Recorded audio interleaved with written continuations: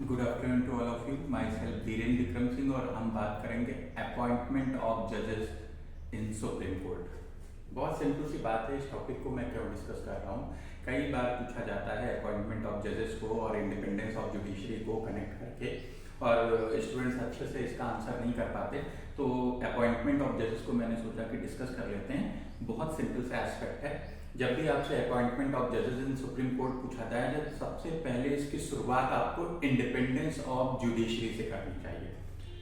आप सबको पता है कि independence of judiciary is the basic structure of the constitution. Basic structure of the constitution का मतलब ये हुआ कि कॉन्स्टिट्यूशन में जो अमेंडमेंट किया जाएगा वो अगेंस्ट द बेसिक स्ट्रक्चर नहीं हो सकता है। दैट मीन्स कि ऐसा कोई अमेंडमेंट कॉन्स्टिट्यूशन में नहीं किया जाएगा रिगार्डिंग अपॉइंटमेंट ऑफ जजेस इन सुप्रीम कोर्ट जिससे कि जो इंडिपेंडेंस है जुडिशरी की वो खतरे में पड़ जाए। तो सबसे पहले तो आपको independence of judiciary is the basic structure of the constitution recognise करना चाहिए अपने आंसर में। Then independence of judiciary is the basic structure को कनेक्ट करना चाहिए, किससे कनेक्ट करना चाहिए? अपॉइंटमेंट ऑफ जजेस से।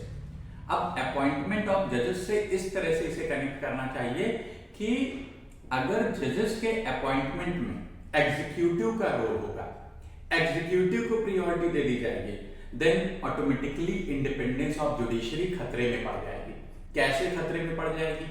ऑब्वियस सी बात है, अगर अपॉइंटमेंट एग्जीक्यूटिव के हाथ में होगा तो एग्जीक्यूटिव के अकॉर्डिंग डिसीजंस भी आने लगेंगे, क्योंकि हर किसी को अगर देखा जाए तो ये लगेगा कि मुझे इस पद पर नियुक्त होना है तो एग्जीक्यूटिव के फेवर में ही डिसीजन दिए जाए। ऐसे में अगर अपॉइंटिंग अथॉरिटी में एग्जीक्यूटिव को प्रायोरिटी दी गई तो ये प्रॉब्लम देखने को मिलेगी और इंडिपेंडेंस ऑफ जुडिशरी खतरे में पड़ जाएगी। और यही कारण है कि 99th कॉन्स्टिट्यूशनल अमेंडमेंट, जिसके थ्रू आर्टिकल 124 क्लॉज 2 में अमेंडमेंट किया गया और नेशनल जुडिशियल कमीशन की बात की गई और उसको नेशनल जुडिशियल कमीशन को प्रायोरिटी देते हुए एग्जीक्यूटिव को प्रायोरिटी दे दी गई सुप्रीम कोर्ट के जजेस के अपॉइंटमेंट में, उसे एडवोकेट ऑन रिकॉर्ड्स के केस में 2015 में ऑन दिस बेसिस कि ये इंडिपेंडेंस ऑफ जुडिशरी के अगेंस्ट है, अनकॉन्स्टिट्यूशनल डिक्लेयर कर दिया गया। इसकी शुरुआत कहां से होती है, इस पर बात करते हैं। तो सबसे पहले तो आपको पता होगा article 124 clause 2 before 99th amendment अगर हम बात करें तो आर्टिकल 124 क्लॉज 2 ये कहता था कि प्रेसिडेंट अपॉइंटिंग अथॉरिटी होगा सुप्रीम कोर्ट में जजेस के रेफरेंस में, और प्रेसिडेंट जब अपॉइंट करेगा किसी को भी एज एन सुप्रीम कोर्ट जज तो वो किससे कंसल्ट करके करेगा? वो सीजीआई से कंसल्ट करेगा और इसके साथ साथ वो सुप्रीम कोर्ट के जजेस से और हाई कोर्ट के जजेस से कंसल्ट करेगा। अब क्वेश्चन मार्क ये राइज होता है कि जो सीजीआई ने व्यू दिया, जो अदर जजेस ने व्यू दिया, क्या उसको प्रायोरिटी में रखा जाए या नहीं? दैट मीन्स कि इफेक्टिव कंसल्टेशन होना चाहिए या नहीं होना चाहिए। तो इस पर सबसे पहले हमें सकलचंद्र सेठ का केस देखने को मिलता है और सकलचंद्र सेठ के केस में कहा जाता है कि इफेक्टिव कंसल्टेशन होना चाहिए। इफेक्टिव कंसल्टेशन दैट मीन्स कि जो सुप्रीम कोर्ट के जजेस ने, हाई कोर्ट के जजेस ने, सीजीआई ने जो राय दी है उसके बेसिस पर ही अपॉइंटमेंट होना चाहिए, एग्जीक्यूटिव को प्रायोरिटी नहीं देनी है। लेकिन इसके बाद अगर आप बात करेंगे तो जजेस ट्रांसफर केस सेकंड आया, जिसे एसपी मित्तल के case versus union of India के नाम से जाना जाता है।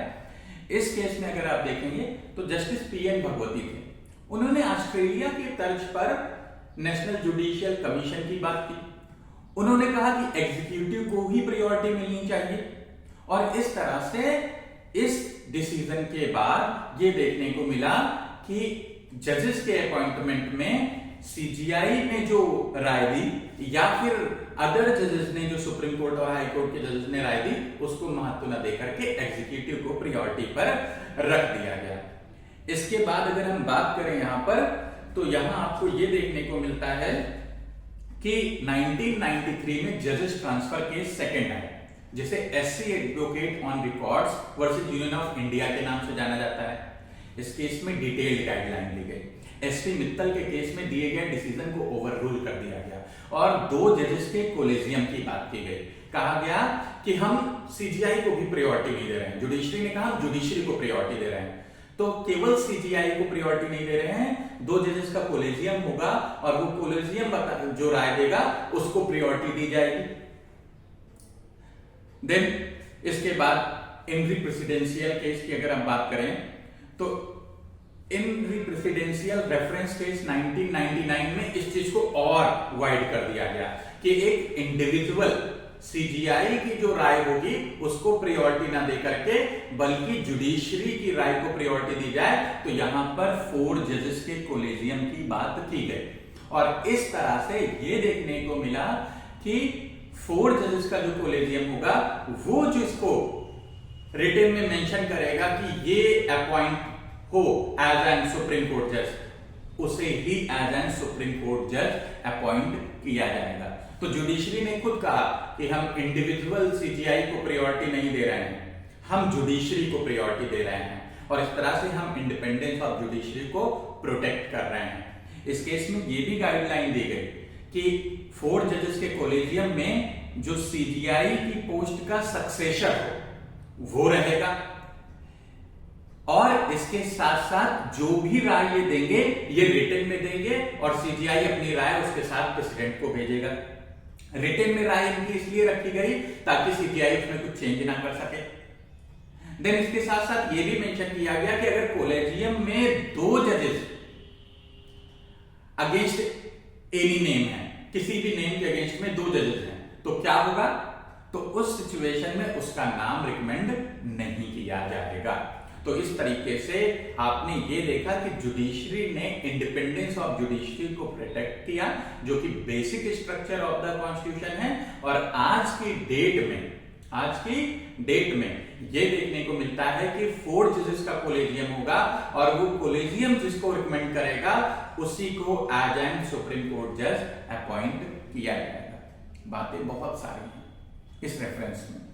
99 अमेंडमेंट के पहले कौन सा केस क्यों आया, क्यों ऐसा डाइवर्जन देखने को मिला, लेकिन वो इतने छोटे से वीडियो में नहीं बताई जा सकती हैं। ऐसी सिचुएशन में आप यंग स्टूडेंट ज्वाइन करिए, आपको बेहतर कॉन्सेप्ट सुनने को मिलेगा, आपको बेहतर नोट्स मिलेंगे और आपको ये बताया जाएगा कि आखिर आप कैसे अपने मेंस आंसर राइटिंग को इंप्रूव करें।